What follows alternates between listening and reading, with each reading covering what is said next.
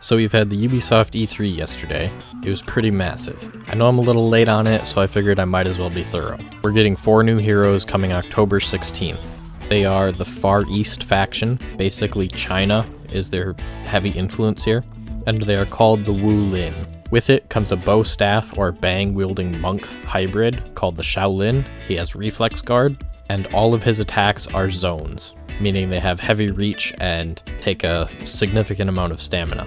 Then we have a Dao or Dadao broadsword-wielding vanguard called the Tandi, a hooksword or Sangu-wielding assassin, Nuxia, and a Guandao or moonblade-wielding heavy, Zhanjun. These new heroes will be bringing with them personalities and characterization instead of just being a blank slate for us to impose ourselves.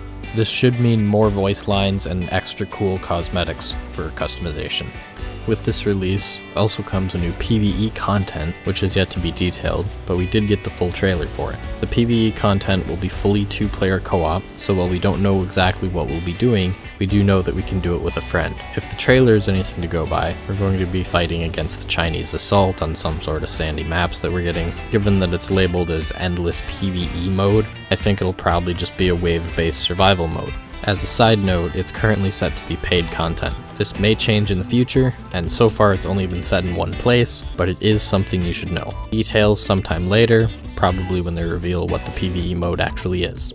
And since the majority of you don't actually care about co-op content, there's also a new PvP game mode. It's called Breach, it's a siege mode, and it's great looking. It's an asynchronous game mode with one team attacking and one team defending. Attackers push the siege equipment, in this case a battering ram, by standing near it. The more attackers standing near it, the quicker it moves. The attacking team is given a set number of tickets to siege with before the defenders win, with tickets being re-earned when they reach certain objectives. In the trailer, we're seeing 25 tickets to start with 3 objectives to take. One is very short into the game, one is a decent distance, and the final objective is very short, to just kill the Lord or the King.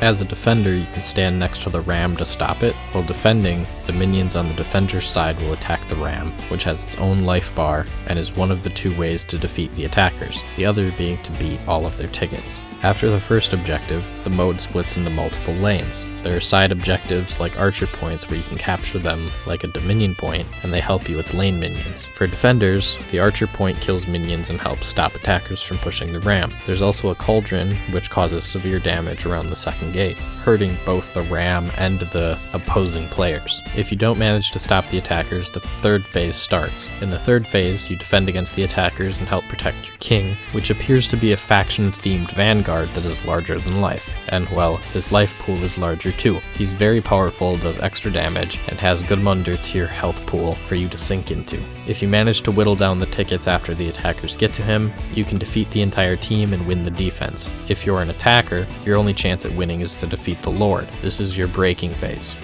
Moving on from the Breach game mode, we also have a great new change to the graphics systems. For Honor is being updated with enriched textures on most surfaces, improved global illumination, as well as new sky and cloud technologies.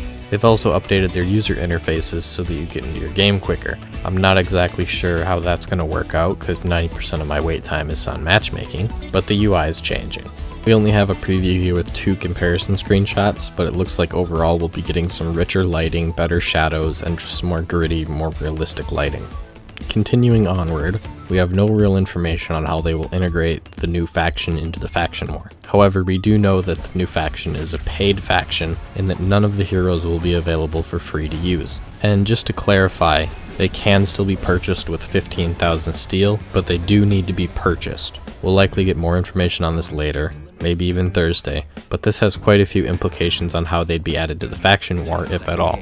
That's a bit of a side point right now, so we'll have to come back to that when we get more specific information. Next up would just be a few neat things I've found related to the new heroes, such as the monk's executions. That should wrap it all up.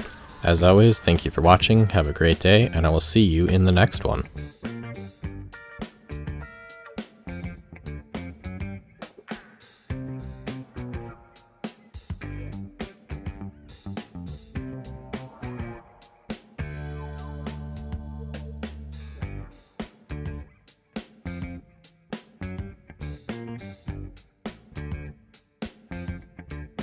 We have new content, new execution, new news feeds.